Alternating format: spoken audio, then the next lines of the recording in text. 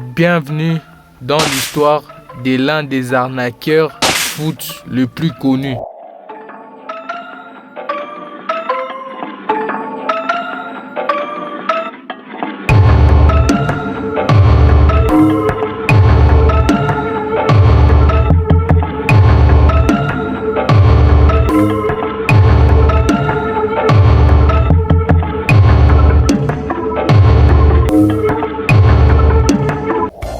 Mehdi Abalimba.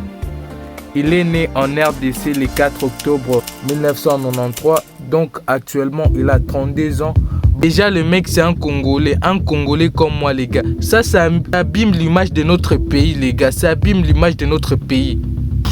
Bon, Mehdi n'a jamais vécu les rêves qu'il voulait, aussi parce qu'il n'avait pas aussi les niveaux requis. Cependant, il ne pouvait pas laisser tomber ses ambitions et aussi l'envie de vouloir cet style de vie.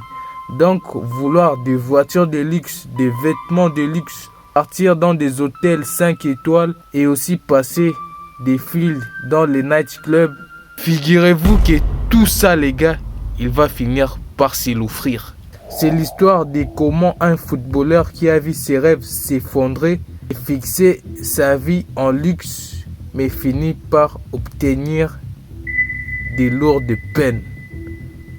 Dites-moi les gars, il a pas une tête de Franklin Saint dans Snowfall les gars. En commentaire, dites-moi les gars, mais moi je pense. C'est mon avis, carrément c'est mon avis. Tout commence en juin 2024.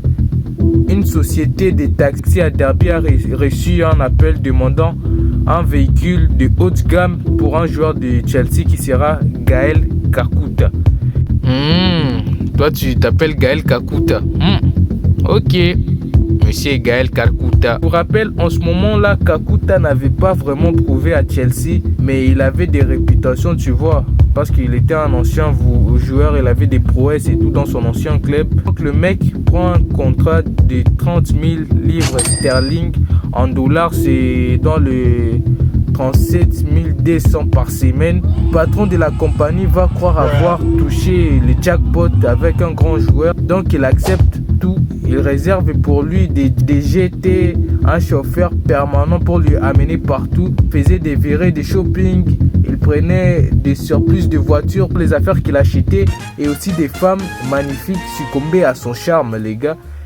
Ah, les jackpots. Ok, tu as ton jackpot. Ok. Au cours des semaines, les factures s'accumulent. Et il va offrir 4 meufs un tour en hélicoptère.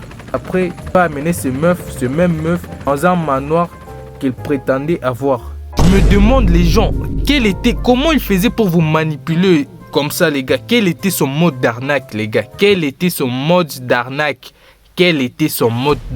carrément? Les gars, son mode d'arnaque maintenant, le mode d'arnaque de Mehdi, c'était dans son cas, il payait avec les détails des cartes de crédit d'autres personnes. Dans d'autres cas, il accumulait d'énormes dettes en prétendant être un joueur de Chelsea avec un salaire énorme et qu'il réglerait ultérieurement sa facture.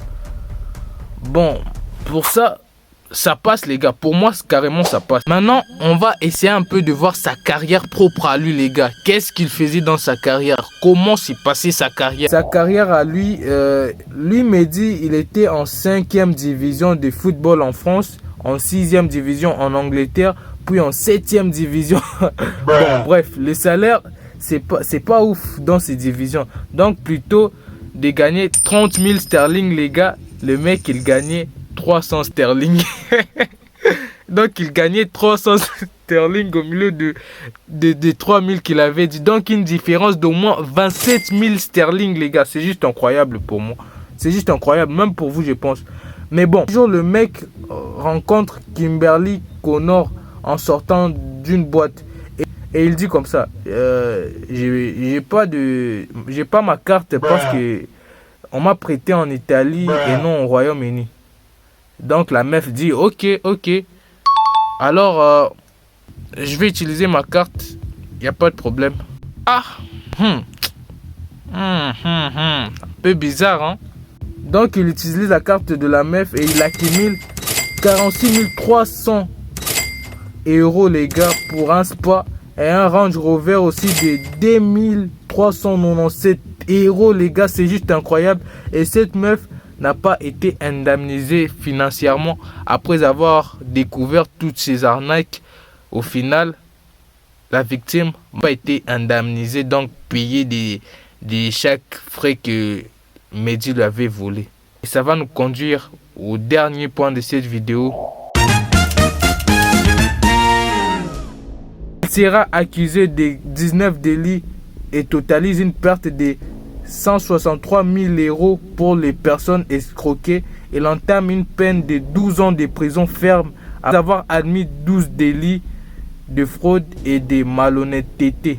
Il est finalement libéré en 2023 et il aura déjà été impliqué dans une autre affaire de fraude à Malaga en Espagne pour une carte de crédit où il aurait tenté de voler une infirmière, les gars. Ce genre de personnes, ça s'arrête pas, les gars. Déjà, il est libéré, mais il continue son arnaque, les gars. Il peut pas s'arrêter. C'est ça, lui, les gars. Abonnez-vous, likez, commentez, partagez. Et on se retrouve très très bientôt, les gars. J'espère que vous avez kiffé cette vidéo. C'était un honneur pour moi. Votre gars Young Mike à 1000 abonnés, je me coupe les sourcils. Et voilà quoi, on reste concentré.